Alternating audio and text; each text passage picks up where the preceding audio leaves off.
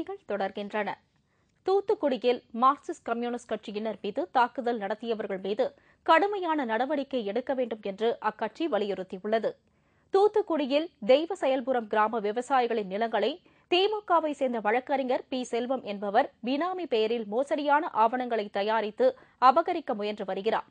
நிலத்தை மீட்க Marxist communist கட்சியின் மாவட்ட செயலாளர் கனகராஜ் தலைமையில் கட்சி தொண்டர்கள் செல்வம் மீது சில புகார்களை குறிப்பிட்டு நேற்று தூத்துக்குடி நீதிமன்றத்தில் வழக்கறிஞர்களுக்கு துண்டு பிரசுரம் விநியோகித்தார். இதனால் ஆத்திரமடைந்த திமுக வழக்கறிஞர்கள் மார்க்சிஸ்ட் தொண்டர்களை தாக்கியதில் பலர் காயமடைந்து மருத்துவமனையில் அனுமதிக்கப்பட்டனர்.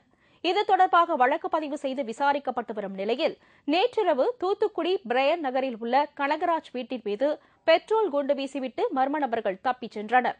இதில் வீட்டின் முன்பக்க கண்ணாடி ஜன்னல் உடைந்து சிதறியதில் கனகராஜின் மனைவி காயமடைந்தார். வழக்குரைஞர்கள் என்கிற பெயரில் இருக்கக்கூடிய சில ரவுடிகள் ஆஸ்பத்திரிக்குள்ளே போய் ட்ரீட்மெண்ட்டுக்கு போனவங்களை அடித்தாங்க. ஆனால் போலீஸு இதுவரையிலும் எந்த விதமான நடவடிக்கையும் எடுக்கலை. 10 மணிக்கு வீட்டில் நான் என் மனைவி மட்டும் இருந்தபோது அவங்க ஏற்கனவே பக்கத்து வீடுகளெல்லாம் விசாரிச்சிருக்காங்க.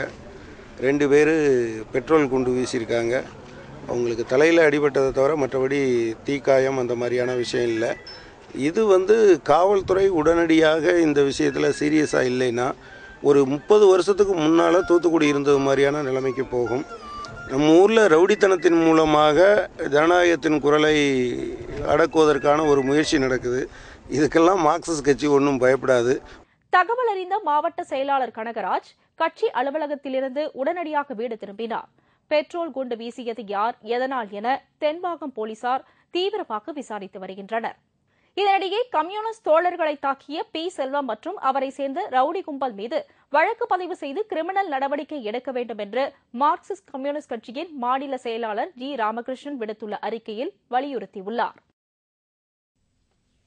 லோக்பால் மசோதா நாடாளுமன்றத்தில் நிறைவேற்றப்படும் என்று மத்திய அமைச்சர் வீரப்ப மொய்லி தெரிவித்துள்ளார். சென்னை விமான நிலையம் வந்த அவர் லோக்பால் கூட்டத்தொடரை நீட்டிக்க பாஜக வலியுறுத்தி வருவது ஒரு நாடகம் என்றும் லோக்பால் மசோதா கட்டாயம் நாடாளுமன்றத்தில் நிறைவேற்றப்படும் என்றும் தெரிவித்தார். முல்லை பெரியாறு அணை விவகாரம் குறித்து செய்தியாளர்கள் கேட்டதற்கு அணை பிரச்சினையின் வழக்கு உச்சநீதிமன்றத்தில் உள்ளதால் அது பற்றி எதுவும் கூற முடியாது என்று மொய்லி கூறினார்.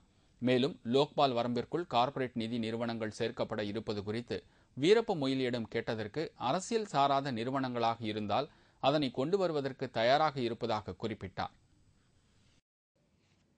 சேலம் அருகே ஏலச்சீட்டு நிறுவனத்தில் பணியாற்றிய மேலாளர் ஒருவர் போலி ஆவணம் தயாரித்து 1.25 கோடி ரூபாய் மோசடி செய்துள்ளார். சேலம் செவ்வாய்பேட்டையில் லாரி புக்கிங் ஏஜென்ட்டுகள் 5 பேர் சேர்ந்து ஏலச்சீட்டு நிறுவனம் நடத்தி வந்தனர். இதில் லாரி உரிமையாளர்கள், புக்கிங் ஏஜென்ட்டுகள் உட்பட 140 பேர் உறுப்பினர்களாக உள்ளனர். அந்த நிறுவனத்தில் சீலநாயக்கன்பட்டியை சேர்ந்த சண்முக சுந்தர வடிவேல் என்பவர் மேலாளராக பணியாற்றினார். இந்நிலையில் ஏலச்சீட்டு நிறுவனத்தில் போலி ஆவணங்களை கொடுத்து 1,20 லட்சம் ரூபாய் பணத்தை சுருட்டிக் கொண்டு சண்முக சுந்தர வடிவேல் தலைமறைவாகிவிட்டார். ஏலச்சீட்டு மூலம் பணத்தை இழந்த லாரி உரிமையாளர்கள் மேலாளர் மீது நடவடிக்கை எடுக்க கோரி மாநகர காவல் ஆணையரிடம் புகார் அளித்துள்ளனர். சண்முக சுந்தர வடிவேலுவை பிடிக்க போலீசார் தீவிர விசாரணை நடத்தி வருகின்றனர். சேலம் லீபிஜார்லிங்க லாரி மார்க்கெட்டில் ஒரு 5 பேர் லாரி புக்கிங் ஏஜென்ட்கள் 5 பேர் சேர்ந்து 1 லட்ச ரூபா சீட்டு, 2 லட்ச ரூபா சீட்டு, மாத சீட்டு நடத்திட்டு வந்தாங்க. அதில் இவர் சண்முக சுந்தரம் மேனேஜருங்கிறவர் ஒரு 140 பேர் 1 லட்ச ரூபா சீட்டு, 2 லட்ச ரூபா சீட்டு ஒரு 140 பேர் 150 பேர் பக்கம் நடத்திட்டு இருக்காங்க. இதில் ஒரு 60-70 பேர் பணத்தை எடுத்துக்கிட்டு ஒரு 3 மாதமாக சண்முக சுந்தரம் என்பவர் தலைமறைவாகிவிட்டார். அதனால் நாங்கள் கமிஷனர்கிட்ட புகார் பண்ண அளிப்பதற்காக வந்திருக்கிறோம். சாலை பாதுகாப்பு வார விழாவை முன்னிட்டு பல்வேறு இடங்களில் மாணவ மாணவிகள் பங்கேற்ற விழிப்புணர்வு பேரணி நடைபெற்றது. திருத்துறைப்பூண்டியில் நடைபெற்ற பேரணியில் 100க்கும் மேற்பட்ட மாணவ மாணவிகள் பங்கேற்றனர். இருசக்கர வாகனம் ஓட்டும்போது தலைக்கவசத்தின் அவசியம் பற்றியும் படியில் பயணம் செய்தால் ஏற்படும் விளைவுகள் குறித்தும் விழிப்புணர்வு ஏற்படுத்தப்பட்டது. சென்னை KK நகர் வட்டார போக்குவரத்து அலுவலகம் சார்பில் சாலை பாதுகாப்பு வார விழா கிண்டி செல்லம்மாள் மகளிர் கல்லூரியில் நடைபெற்றது.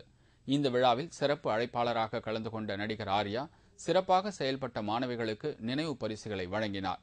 இந்த நிகழ்ச்சியில் வட்டார போக்குவரத்து அலுவலர் ரவிச்சந்திரன் உட்பட ஏராளமானவர்கள் பங்கேற்றனர். மாதவரம் வட்டார போக்குவரத்து காவல்துறை சார்பில் நடைபெற்ற விழிப்புணர்வு பேரணியிலும் ஏராளமான மாணவ மாணவிகள் பங்கேற்றனர்.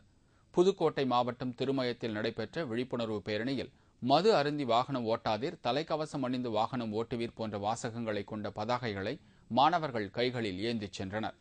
இதேபோல மார்த்தாண்டம் வட்டார போக்குவரத்து துறை சார்பில் நடைபெற்ற விழிப்புணர்வு பேரணியில் பள்ளி மாணவ மாணவிகள் ஏராளமானோர் பங்கேற்று வெட்டூர்ணி மடத்திலிருந்து காந்தி மைதானம் வரை ஊர்வலமாக சென்றனர். அதிமுக முன்னணி தலைவர்களில் ஒருவரான நாடாளுமன்ற உறுப்பினர் OS மணியன் நாகப்பட்டினம் மாவட்ட அதிமுக செயலாளர் பதவியில் இருந்து நீக்கப்பட்டுள்ளார். உடன்பிறவா நெருங்கிய தோழியான சசிகலா மற்றும் அவரது குடும்ப உறுப்பினர்களை அதிமுகவிலிருந்து ஜெயலலிதா அண்மையில் நீக்கினார். அவரைத் தொடர்ந்து சசிகலாவின் ஆதரவு அதிகாரிகள் மற்றும் கட்சியினரை கண்டறிந்து அவர்களும் கட்சி பதவியில் இருந்து நீக்கப்பட்டனர். இதில் IAS, IPS மற்றும் அமைச்சர்கள் என யாரும் தப்பவில்லை. இந்த நிலையில் அதிமுக முன்னணி தலைவர்களில் ஒருவராகவும் சசிகலாவின் தீவிர ஆதரவாளருமாக கருதப்பட்ட OS மணியனை தற்போது மாவட்ட செயலாளர் பதவியிலிருந்து நீக்கி ஜெயலலிதா உத்தரவிட்டுள்ளார். இதேபோல் மாவட்ட ஊராட்சித் தலைவர் பதவியில் உள்ள ST ரவிச்சந்திரன் மாவட்ட ஜெயலலிதா பேரவை செயலாளர் பொறுப்பில் இருந்து நீக்கப்பட்டுள்ளார். இவர் OS மணியனின் ஆதரவாளர் ஆவார். விருதுநகர் அருகே பட்டா பெயர் மாற்றம் செய்வதற்காக 1500 ரூபாய் லஞ்சம் வாங்கிய கிராம நிர்வாக அலுவலரை லஞ்ச ஒழிப்பு போலீசார் கையும் களவுமாக பிடித்து கைது செய்தனர். அங்குள்ள காரியாப்பட்டியை அடுத்த பிசிண்டி கிராமத்தைச் சேர்ந்தவர் சாது சுந்தர் சிங். இவர் தனது மனைவி பெயரில் பட்டா பெயர் மாற்றம் செய்வதற்காக கிராம நிர்வாக அலுவலர் ஆதிமூலத்தை நாடியுள்ளார். அப்போது பட்டா மாற்றம் செய்ய 1500 ரூபாய் லஞ்சம் கேட்டதாக தெரிகிறது. இதுகுறித்து சாது சுந்தர் சிங் விருதுநகர் லஞ்ச ஒழிப்புத்துறையில் புகார் செய்தார். இதையடுத்து அவர்கள் கொடுத்த ஆலோசனையின்படி ரசாயனம் தடவிய ரூபாய் நோட்டுகளை கிராம நிர்வாக அலுவலரிடம் கொடுத்து அங்கு மறைந்திருந்த போலீசார் கையும் களவுமாக பிடித்து கைது செய்தனர். இதேபோல் ஆலங்குடி அருகே மின்சார கம்பம் மாற்றியமைக்க விவசாயி ஒருவரிடம் 2500 ரூபாய் லஞ்சம் வாங்கிய கிராம நிர்வாக அலுவலர் கைது செய்யப்பட்டார். ஹோசூர் அருகே ஆதரவற்றோர் இல்லத்தில் பாலியல் தொல்லைக்கு ஆளாக்கப்பட்ட சிறுமிகளை காவல்துறையினர் மீட்டு அதற்கு காரணமான கணவன் மனைவியை கைது செய்துள்ளனர். கிருஷ்ணகிரி மாவட்டம் ஹோசூரை அடுத்த முக்கொண்டப்பள்ளியை சேர்ந்தவர் தியாகராஜன். இவரது மனைவி வெங்கடலட்சுமி. கணவன் மனைவி இருவரும் இந்த பகுதியில் கடந்த 15 ஆண்டுகளாக ஆதரவற்றோர் இல்லம் ஒன்றை நடத்தி வருகின்றனர். இந்த காப்பகத்தில் உள்ள சிறுமிகள் அருகில் உள்ள பள்ளியில் படித்து வருகின்றனர். காப்பகத்தில் தங்கி படித்து வரும் சிறுமிகளை தியாகராஜன் மற்றும் அவரது வளர்ப்பு மகன் சூர்யா ஆகியோர் பாலியல் தொல்லைக்கு ஆளாக்கி துன்புறுத்தி வந்ததாக கூறப்படுகிறது.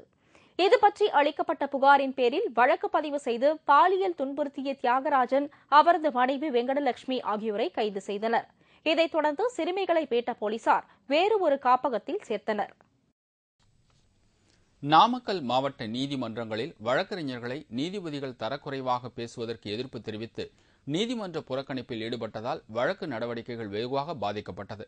நாமக்கல்லில் உள்ள ஒருங்கிணைந்த மாவட்ட நீதிமன்ற வளாகத்தில் 8 நீதிமன்றங்கள் இயங்கி வருகின்றன. அந்த நீதிமன்றங்களில் பணியாற்றும் நீதிபதிகள் வழக்கறிஞர்களை தரக்குறைவாக பேசியதாக குற்றச்சாட்டு எழுந்துள்ளது. இதைத் தொடர்ந்து மாவட்ட நீதிமன்றம் மற்றும் சார்பு நீதிமன்றங்களில் பணிபுரியும் வழக்கறிஞர்கள் நேற்று நீதிமன்ற புறக்கணிப்பில் ஈடுபட்டனர். வழக்கறிஞர்கள் போராட்டம் காரணமாக நாமக்கல் மாவட்டத்தில் உள்ள அனைத்து நீதிமன்றங்களிலும் நீதிமன்ற பணிகள் வெகுவாக பாதிக்கப்பட்டன. திருநெல்வேலி அருகே அரசு பணியாற்றி வந்த தம்பதியினரை கொலை செய்துவிட்டு பணம், நகைகளை கொள்ளையடித்து சென்ற சம்பவம் பெரும் பரபரப்பை ஏற்படுத்தியுள்ளது. அங்குள்ள தமிழ் நகரை சேர்ந்தவர் மணிராஜ். இவர் அரசு பொறியியல் கல்லூரியில் இளநிலை வரைவு அலுவலராக பணியாற்றி வந்தார். அவரது மனைவி பார்வதி முக்கூடல் பேரூராட்சி அலுவலகத்தில் வருவாய் ஆய்வாளராக வேலை பார்த்து வந்தார். அங்குள்ள அடுக்குமாடி குடியிருப்பில் தனியாக வசித்து வந்த இவர்கள் கடந்த 2ஆம் தேதி வேலைக்கு போகவில்லை என கூறப்படுகிறது. 4 நாட்களாக இருவரும் வேலைக்கு வராதது குறித்து ஊழியர் ஒருவர் விசாரிக்க சென்றபோது வீட்டிலிருந்து பயங்கர துர்நாற்றம் வீசியதால் காவல்துறைக்கு புகார் அளித்துள்ளார். இதையடுத்து விரைந்து வந்த போலீசார் கதவை உடைத்து பார்த்தபோது இருவரும் வெட்டு காயங்களுடன் கொலை செய்யப்பட்டு கிடந்தனர். அவர்கள் அணிந்திருந்த நகைகள் மற்றும் வீட்டிலிருந்த பணம் கொள்ளையடிக்கப்பட்டிருந்தது. பெரும் பரபரப்பை ஏற்படுத்திய இந்த இரட்டை கொலை சம்பவம் குறித்து வழக்கு பதிவு செய்து தனிப்படை போலீசார் கொலையாளிகளை தீவிரமாக தேடி வருகின்றனர்.